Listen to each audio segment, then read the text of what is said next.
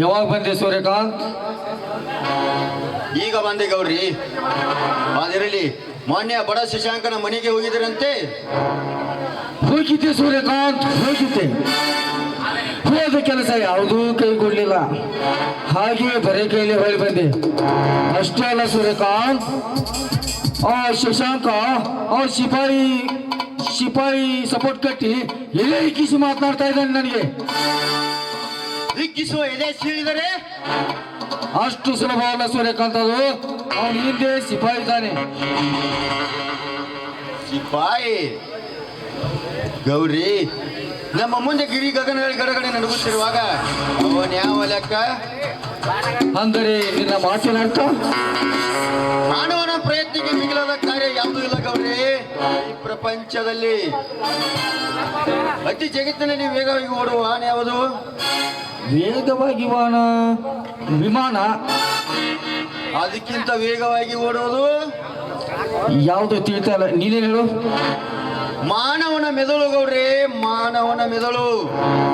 Correct Suryakant, correct, very good. ನಿನ್ನ ತಲೆ ತುಂಬಾ ಚುರುಕಾಗಿದೆ. ಆ ಶಶಾಂಕ ಹುಚ್ಚನನ್ನು ಕರೆದುಕೊಂಡು ಬೆಂಗಳೂರಿಗೆ ಹೋಗಿದ್ದಾನೆ.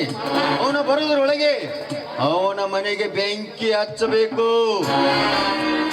ಒಳ್ಳೆ ಉಪಾಯ ಹುಡುಕಿದೆಯಲ್ಲ ಸೂರ್ಯಕಾಂತ್. ನಡೆ, ಹಾಗಾದ್ರೆ ಬೇಗ ಹೋಗೋಣ. ಸೆಟೆ ವಿಕ್ರಾಂತನನ್ನು ಕರೆದುಕೊಂಡು ಬಾ.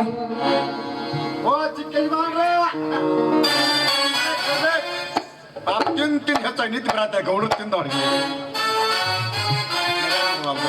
ನೋಡ್ರಿ, ಯಾಕೆ ಕರೆದದ್ದು? ವಿಕ್ರಾಂತ್, ನಿನ್ನಿಂದ ನನಗೆ ಒಂದು ಕೆಲಸ ಆಗಬೇಕಾಗಿದೆ. ಅದೇನು ಹೇಳಿ ಗೌಡ್ರಿ? ಶಶಾಂಕನ ಗುಡಿಸಲಿಗೆ ಬೆಂಕಿ ಹಚ್ಚಬೇಕು. ಆಯ್ತು ಗೌಡ್ರಿ, ಈಗಲೇ ಹೋಗಿ ಆ ಶಶಾಂಕನ ಗುಡಿಸಲಿಗೆ ಬೆಂಕಿ ಹಚ್ಚಿ ಅದರ ಪೂಜೆಯನ್ನು ತಂದು ನಿಮ್ಮ ಪಾದದಡಿ ಹಾಕದಿದ್ದರೆ ನನ್ನ ಹೆಸರು ವಿಕ್ರಾಂತನೇ ಅಲ್ಲ, ಬರ್ತೀನಿ. ಈ ಮಾತು ನೆರವೇರಿಸ್ಕೊಡ್ತೀನಿ ಅಂತ ನನಗೆ ತುಂಬಾ ಚೆನ್ನಾಗಿ ಗೊತ್ತಿತ್ತು ಸೂರ್ಯಕಾಂತ್.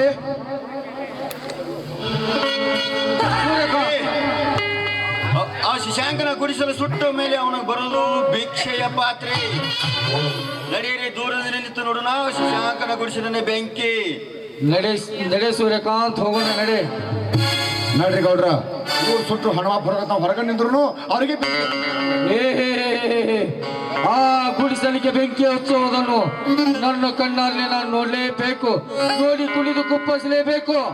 ಅದರ ದೂರ ನಿಂತು ನೋಡ್ಬೇಕು. ಆಯ್ತು, ನಡೆ.